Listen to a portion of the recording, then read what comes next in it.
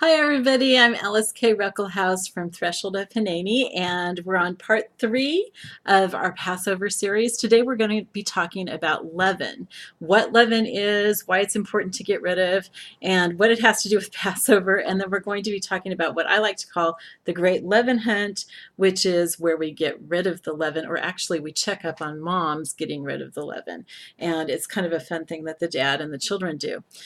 So, and we're going to talk about what this has to do with the Lord's Supper and preparing for the Lord's Supper. So, I hope that you've enjoyed what I've been sharing with you so far, but that's just been kind of the nuts and bolts. And now we're going to start getting into the meat of this and what everything really means, which is what I think is the exciting part. And the leaven isn't, to me, the most exciting part, but it's a very important part. And I think that it can really add meaning. So let me first tell you about what leaven is. Leaven is anything that makes your dough rise. So yeast would obviously be leaven.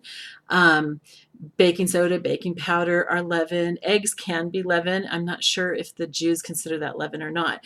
But anyway, one of the things that they have to do for Passover is to get rid of all the leaven that's in their house. And it's kind of neat because it's at springtime, and so this is a good time to do your spring cleaning. But the way that most Jews get rid of their leaven is they give it away to a Gentile friend who keeps it for them, and then they buy it back later, which is really funny when you consider what leaven means.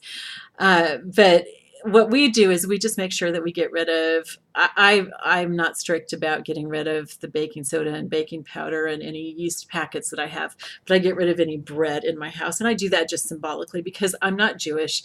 And so I'm not obligated to to comply with all the Jewish laws and regulations, but I do want to follow the symbolism because I think that it's very important. So I get rid of all the bread. Now, what you want to do when you're doing that, though, is you want to save one piece of bread, and you're going to tear it up into pieces. I tear it up into 10 pieces just so that I know when we've found all of it. The mom is going to hide those pieces through the house. If you're having guests, then you want to just hide it in places that you don't mind your guests looking in. So, because what you're going to do is you're going to be sending all the children to look for these pieces of bread. Because in a traditional Jewish home, what happens is the father and the children go around looking with a flashlight in all the corners for any bits of leaven. And the father uses a feather, because you don't want to touch it because it's bad. He uses a feather to get it up onto a wooden spoon, and then they burn it.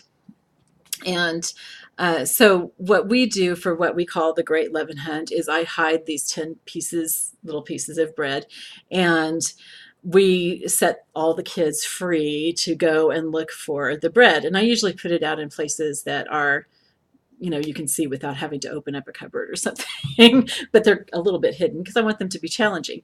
And it just kind of depends on the age of the children that'll be celebrating with us. So anyway, when the father finds all this in a traditional Jewish home, then they talk about it a little bit and they burn it. But what I've done in my Haggadah is I've taken advantage of this opportunity because in the New Testament, leaven represents sin. And Jesus talks about leaven sometimes as sin. He also uses it to symbolize other things that are good sometimes. But when he talks about it as sin, and then Paul also talks about getting rid of the leaven in our lives. And in Galatians, he especially uses Passover analogies. So he talks about getting rid of the leaven and how important that is.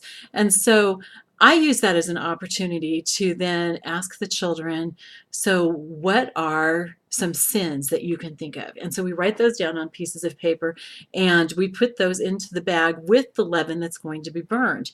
And then we talk about how Paul said that when we take communion, we need to make sure that we've confessed our sins. Here's what Paul says in 1 Corinthians 11:27-30. He says, "Therefore, whoever eats the bread or drinks the cup of the Lord in an unworthy manner shall be guilty of the body and the blood of the Lord.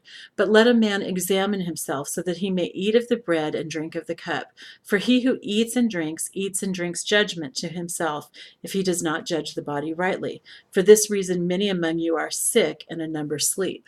So this is not something that's small. This is a really big deal that we're supposed to examine ourselves before we have communion.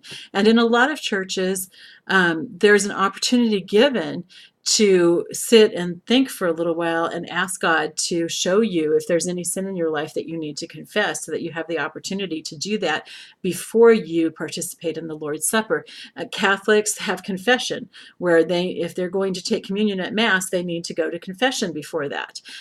So this is a really important aspect of the Lord's Supper that I think a lot of churches don't talk about anymore, and yeah, it needs to be talked about because it's in the Bible. It's important.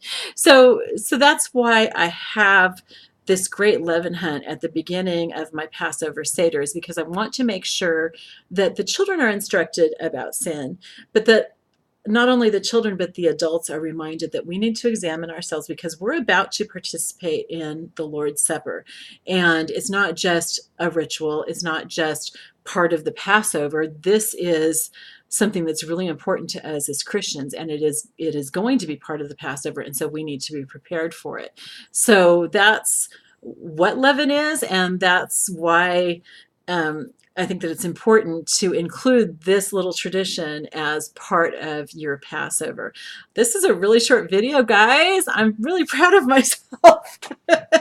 So I will see you next time. We will be talking about the matzah, which is the bread that's made without any leaven. And in the meantime, I love you all. Have a good day. Bye-bye.